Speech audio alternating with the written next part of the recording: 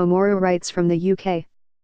Abiodun Komole Festus Adedayo's article entitled WAEC Results of AWO's Mud Houses and Governor's Model Greed, Sunday Tribune, August 20, 2017, refers. Let me start by congratulating Adedayo for confessing the roles of societal ills like fixing of results, hiring pliable invigilators and allied ills in state's actual performance in education. At least, rational minds can now understand why Osun prefers year-on-year performance in the West African Examinations Council, WAEC, results to WAEC rankings for planning purposes. Again, even if the writer was not bold enough to come clean on the state which, in his reckoning, towers from behind on WAEC score sheets, I have no doubt in my mind that his ignorance about developments in Osun needs some form of education. That said, had Adedayo carried out a specific, not generalized evaluation of students' performance in Nigeria, he most certainly would have realized that the case on hand and a hunchback's awkward movement are identical. For instance, Ralph Arigbasola came into office as governor when almost all things were dull and ugly.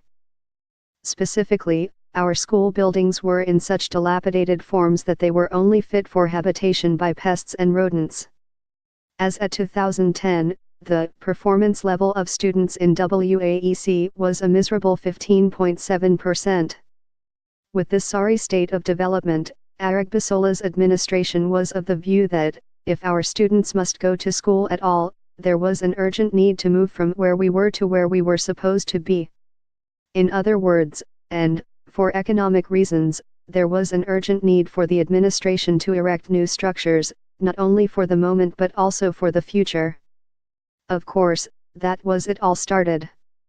Interestingly, these interventions have started bearing fruits.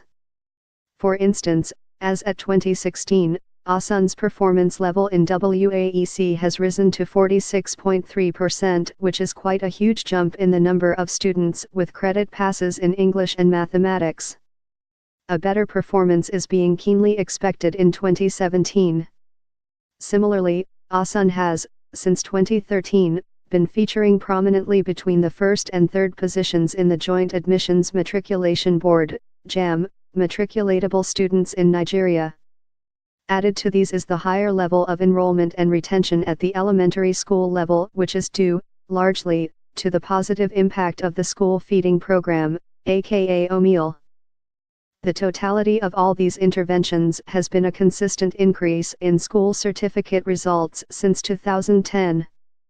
Yes, Osun is not there yet. But, with various interventions in the sector, it's only a matter of time before Hallelujah takes the center stage.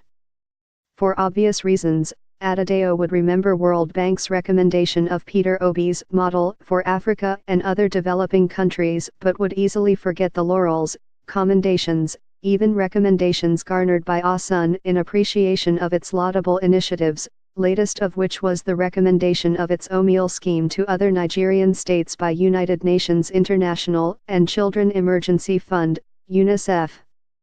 Was our friend not in Nigeria when WAEC also recommended Osun's Tablet of Knowledge, PNIMO, to other states? A case of different strokes?